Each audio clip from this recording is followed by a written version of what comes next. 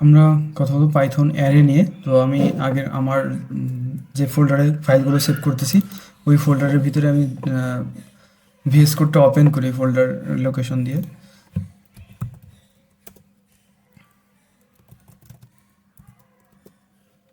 এটা আবার একটু নতুন করে দেখালাম, যারা আবার যদি কেউ ভুলে যায় থাকেন এই জন্য আবার আজকে নতুন করে একটু দেখালাম।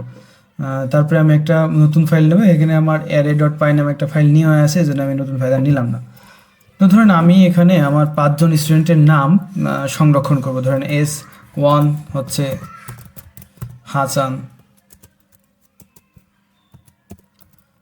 S2 Jamal, S3 Kamal, S4 Mizan. তো আমি এইভাবে S5 5 জন স্টুডেন্টের নাম যদি আমি এইভাবে সংরক্ষণ করতে যাই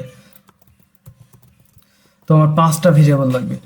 তো অ্যারে বলতেছে তোমার এই 5টা ভেরিয়েবল নেওয়ার দরকার নাই, তুমি একটা ভেরিয়েবল নাও স্টুডেন্ট নামে, একটা ভেরিয়েবল নাও স্টুডেন্ট নামে এবং তার ভিতরে তুমি 5টা নাম এইভাবে সংরক্ষণ করো।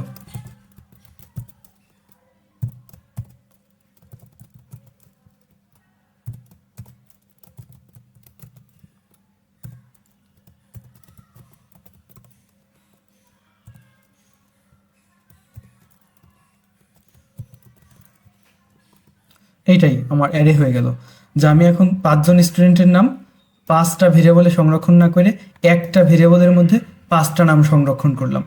এই যে একটা ভেরিয়েবলের অধীনে একাধিক ডাটা রাখার যে প্রক্রিয়া সেটাই মূলত আমার অ্যারে।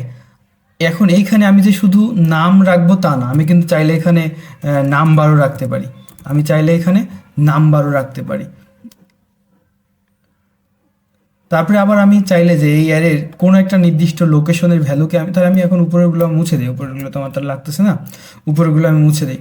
এখন আমি চাইলে এই অ্যারের কোনো একটা নির্দিষ্ট লোকেশনের ভ্যালুকে আমি রিড করতে পারি।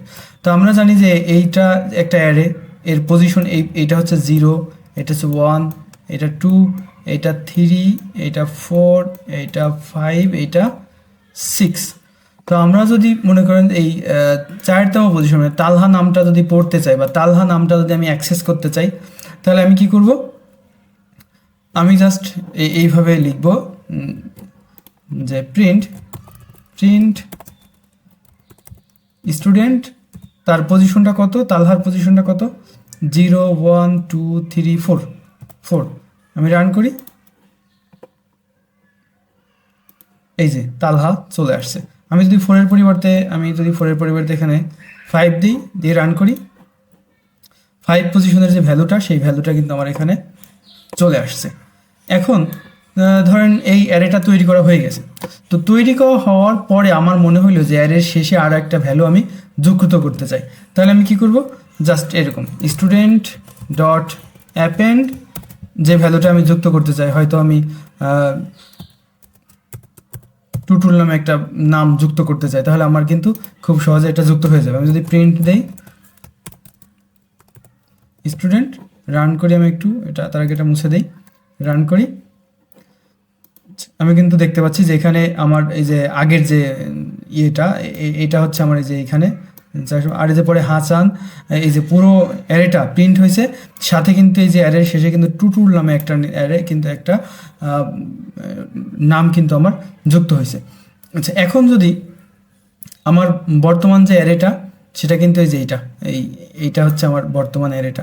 এখন আমি যদি এই অ্যারের কোনো একটা নির্দিষ্ট লোকেশনের ভ্যালু তো আমরা পড়লাম, আবার আমি যদি চাই যে অ্যারের কোনো একটা নির্দিষ্ট রেঞ্জ, মানে 2 নাম্বার পজিশন থেকে এই যে 3 4 নাম্বার পজিশনের ভ্যালুগুলো আমি দেখতে চাই, তাহলে আমি কি করব, আপনাদের নিশ্চয়ই মনে আছে ওই যে স্ট্রিংয়ের সময় স্লাইসিং দেখছিলাম, মনে আছে আপনাদের? তাহলে স্টুডেন্ট ওই স্লাইসিংয়ে চলে যায়, আমি জামাল থেকে দেখতে চাচ্ছি, তাহলে 0 অনতম পজিশন থেকে দেখতে যাচ্ছি, আর এখানে কামাল মিজান এইটা তাহলে কত, 0 1 2 3, আমাকে দিতে হবে 4। কেন 4 দিতে হবে, ওই যে 4টা হলো এক্সক্লুডেড থাকে, মানে 4টা ওই 3 পর্যন্ত যাবে, 4-এর আগ পর্যন্ত 3 পর্যন্ত। তাহলে আমি কিন্তু দেখেন জামাল, কামাল এবং মিজান এই 3টা নাম কিন্তু আমরা দেখতে পাচ্ছি। আমি চাইলে কিন্তু এই নামগুলোকে অন্য একটা ভেরিয়েবলের মধ্যেও রাখতে পারতাম, যে মিড স্টুডেন্ট, এখানে আমি মিড স্টুডেন্টের মধ্যে যাই এই যে এইটুকু দিয়ে দিই, দিয়ে দিই, আর এইখানে আমি ওই মিড স্টুডেন্ট প্রিন্ট দিই। আমি কিন্তু আগের মতোই আউটপুটটা দেখতে পাবো, যে এই যে মাঝখানের স্টুডেন্টেরগুলো নামটা চলে আসছে। আমি চাইলে কিন্তু এই অ্যারেটাকে রিভার্স করতে পারি। মানে ধরেন আমার একটা অ্যারে আছে এরকম, যে রোল, এখানে আমার ছাত্রদের রোলগুলো সংরক্ষণ করা আছে,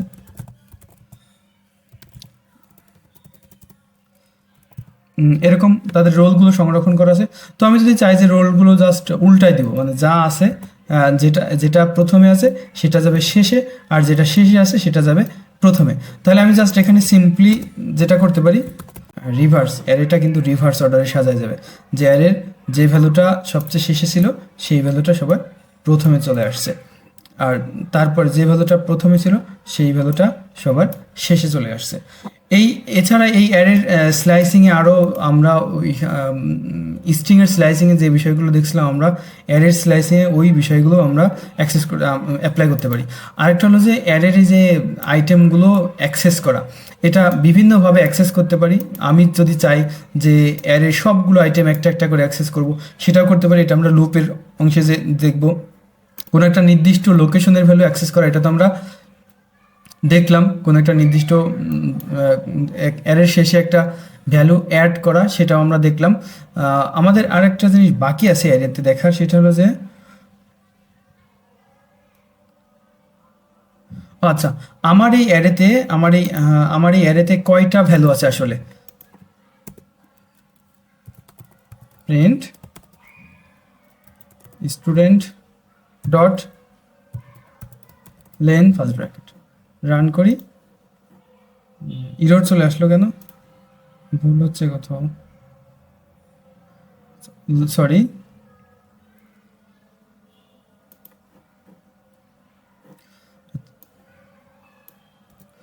আমি যদি দেখতে চাই যে আমার এখানে আমি যদি দেখতে চাই যে আমার এই অ্যারেতে, এই স্টুডেন্ট অ্যারেতে কয়টা নাম আছে বা কয়টা আইটেম আছে, তাহলে আমি যে কাজটা করতে পারি, যে প্রিন্ট লেন ফার্স্ট ব্র্যাকেট ওই অ্যারেটার নাম, এবার রান করি, আমি কিন্তু দেখতে পাবো যে আমার ওই অ্যারেতে 8টা আইটেম আছে।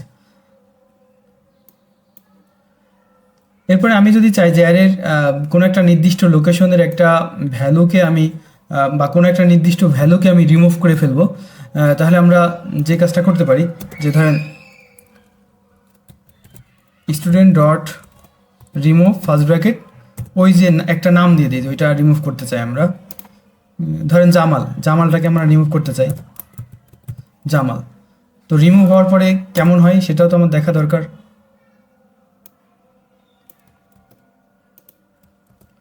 রান করি, তাকে এটা ডিলিট করে দিই, রান করি। এখন কিন্তু আমি দেখতে পাচ্ছি যে এইটা ছিল আমার মূল অ্যারে। তো ওই অ্যারে থেকে আমি জামালটাকে রিমুভ করে দেওয়ার পরে আমার অ্যারেটা এই অবস্থায় দাঁড়াইছে। এছাড়াও অ্যারের আরও কিছু কমান্ড আছে, যেমন আমরা এই যে পপ করতে পারি, কোনো একটা নির্দিষ্ট পজিশনের ভ্যালুকে আমরা পপ করতে পারি। একটা হলো যে ভ্যালুর নাম দিয়ে আমরা এটাকে রিমুভ করে ফেলতে পারি, আর একটা হলো ওই ভ্যালুর পজিশন দিয়ে আমরা তাকে রিমুভ করে ফেলতে পারি। ধন্যবাদ সবাইকে।